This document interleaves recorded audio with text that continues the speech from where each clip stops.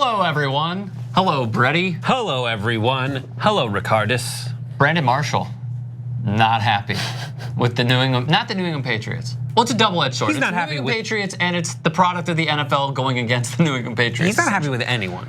He's just mad. Yeah. Here's why. Take a look and we'll discuss. Players should be ashamed. Coaches should be ashamed. Owners should be ashamed. How do we let these guys do this year in and year out? Congratulations. You guys are phenomenal. You guys are great. Can't get any better. But how does 31 other organizations let this happen? As in the Patriots going to the Super Bowl all the time with Tom Brady. Yes, Dad. Yes, Dad. I'm sorry, Dad. I did terribly. I should study more. I should work harder. That's what it felt like. It felt like he was, I was in his locker room, actually. Like he was giving a rousing speech to motivate people to do better. That was my take from it. He is upset. Right, and then Phil Simms was like, well, I think everybody's doing a great job on every play and nothing's wrong. So two things to go at. Yeah. Right, no, I agree. Two things to go at. One is his approach to this, and then two, the thing he's talking about. Right, like why, he's got a point. The Pats are great every year. Yeah, maybe it's because they have the best coach that we've ever seen. Right. That has a lot to do with it. Now, what would the bullet point underneath that headline be? Tell me. Tom and Brady? Sure, what else? What do you mean? The bullet point under that headline? Deflating the footballs, obviously. Deflating footballs, the reason yes. to do it. Yes, you're getting warmer. Changing the audio configuration, visiting teams comp. That's another one. Allowing that crap to happen. I don't know, the one that you were thinking about, which was spying on the New York Jets and then maybe others. Sure, and I think that's okay, but I'm also giving credit where credit is due and appreciating the greatness that we have right now because it's going to end very, very soon. NFL fans may rejoice. It also may, later on in the playoffs and even the I'm not going to say the Super Bowl. Super Bowl is a huge draw.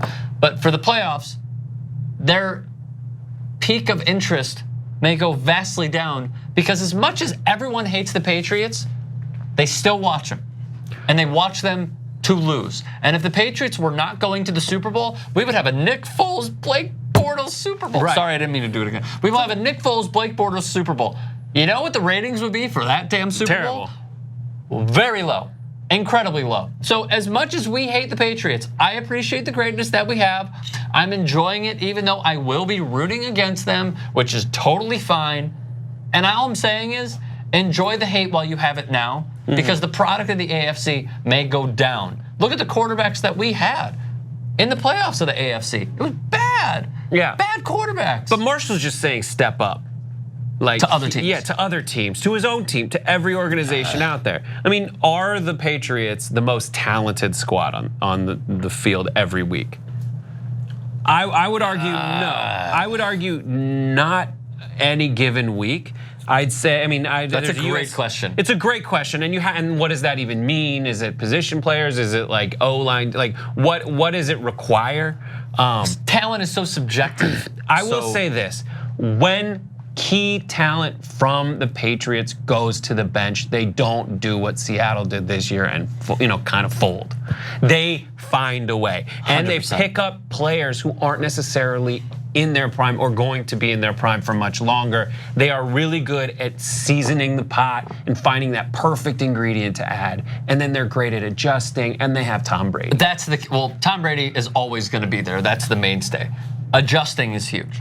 Because when anybody goes down, it's not that they're like, okay, pal, you're in, go play left corner. No. It's like, no, we're gonna help you out, and here's how we're gonna manipulate the game in our favor. And that is the main thing, is that yes, Tom Brady, but Bill Belichick also goes hand in hand with the ability to get the best out of not the best players that anybody would have. Like they have cast-offs from other teams that perform at the highest level and the highest games in the biggest moments. But what's weird, David Patton caught a touchdown, he caught 2 touchdowns, I believe, in the first Super Bowl win for Tom Brady against the greatest show on turf and Kurt Warner. David Patton, okay?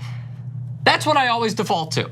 Kevin Falk was an incredible player. Would he be an incredible player on like the Arizona Cardinals? No, probably not. That's good coaching and Tom Brady. Yeah, I'm 100% behind that. And I think someone's got to figure it out. People look like at any given time throughout the playoffs, you could find someone who did look like they had it figured out. Like the Patriots don't go off to a giant lead.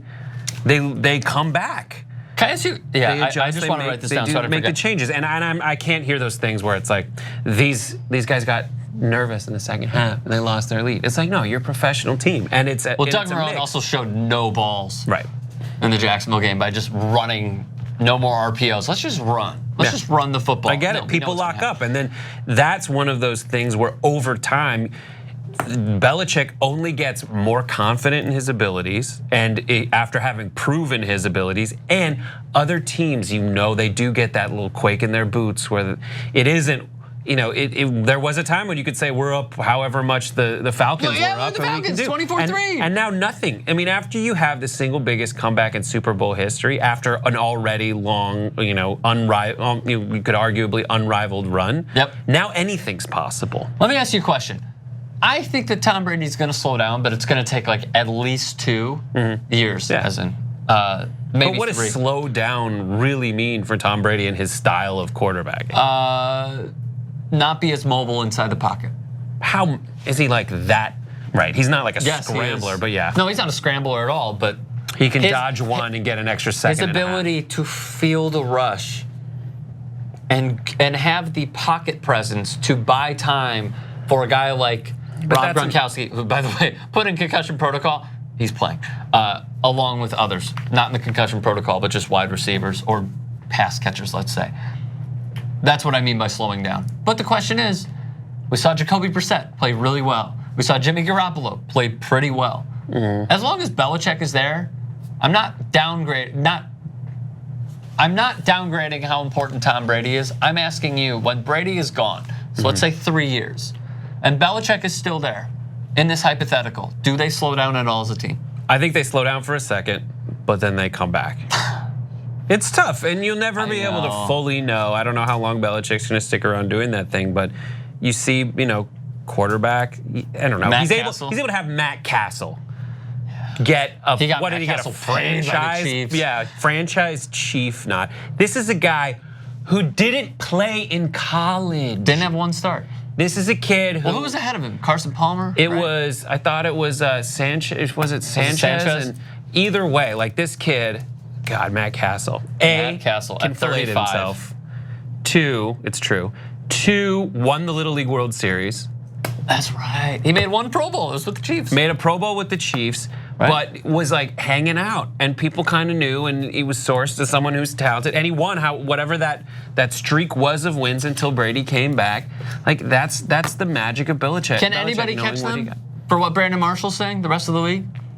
I mean, they've been caught in certain years, but over the course of a franchise, no, they're uncatchable. And then what you have is all of these coaches around the league were groomed under Belichick. And so it's the same with Saban in college. It's like he always beats the people that coached under him. Why? Because he literally taught them everything they know. And he knows what their inclinations are because he was the master, and the pupils never got better than him. Yes, 100%. Good way to end. Let us know your thoughts. Comment section below. Subscribe to 2IT Sports.